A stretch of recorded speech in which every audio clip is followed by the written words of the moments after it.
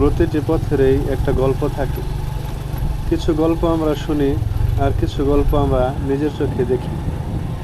আজকের এই যাত্রাটা ঠিক তেমনই, একটি সাধারণ গ্রামীণ রাস্তা, কিন্তু অনুভূতিতে অসাধারণ। সকালের নরম আলো আর হালকা বাতাসকে সঙ্গী করে মোটরসাইকেল নিয়ে বেরিয়ে পড়েছি। শহরের ব্যস্ততা ধীরে ধীরে পেছনে ফেলে যত সামনে এগোচ্ছি, ততই প্রকৃতির রূপ যেন আরও উন্মোচিত হচ্ছে। রাস্তার দুই পাশে সবুজ ক্ষেত, কোথাও ছোট পাহাড়, কোথাও ছোট ছোট গাছ, কোথাও বাঁশঝাড়, আবার কোথাও খোলা মাঠ। চারপাশের এই দৃশ্যগুলো যেন চোখকে শুধু আনন্দই দেয় না, মনকেও শান্ত করে। এই গ্রামীণ পথের সবচেয়ে সুন্দর দিক হলো এর সরলতা। এখানে বড় বড় দালান নেই, নেই যানজটের হর্ন। আছে শুধু খোলা আকাশ, নির্মল বাতাস আর প্রকৃতির নিঃশব্দ সৌন্দর্য। মোটরসাইকেলের প্রতিটি চাকার ঘূর্ণয়নের সঙ্গে মনে হচ্ছিল আমি যেন ব্যস্ত জীবন থেকে একটু একটু করে দূরে চলে যাচ্ছি। যাত্রাপথে যত সামনে এগোচ্ছি, ততই দূরে পাহাড়গুলো আরও স্পষ্ট হয়ে উঠছে। দূর থেকে দেখতে পাহাড়গুলো যেন আকাশের সঙ্গে গল্প করছে।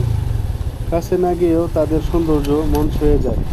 মনে হয় শত শত বছর ধরে তারা একই জায়গায় দাঁড়িয়ে থেকে মানুষের আসা যাওয়া দেখছে, অথচ নিজের সৌন্দর্য একটু হারায়নি। এই পথে চলতে চলতে একটা বিষয় বারবার মনে হয়েছে, জীবনও ঠিক এমন একটি রাস্তার মতো, কোথাও সোজা, কোথাও বাঁকা, কোথাও উঁচু, কোথাও নিচু। কিন্তু চলা যদি থেমে না যায়, তাহলে একসময় সুন্দর কোনো দৃশ্য ঠিকই অপেক্ষা করে থাকে। অনেক সময় আমরা সুখ খুঁজতে অনেক দূরে ছুটে যাই, অথচ সুখ হয়তো এমন কোনো গ্রামের রাস্তায় লুকিয়ে থাকে, সেখানে শুধু একটু সময় নিয়ে তাকালে প্রকৃতির অসাধারণ রূপ চোখে পড়ে।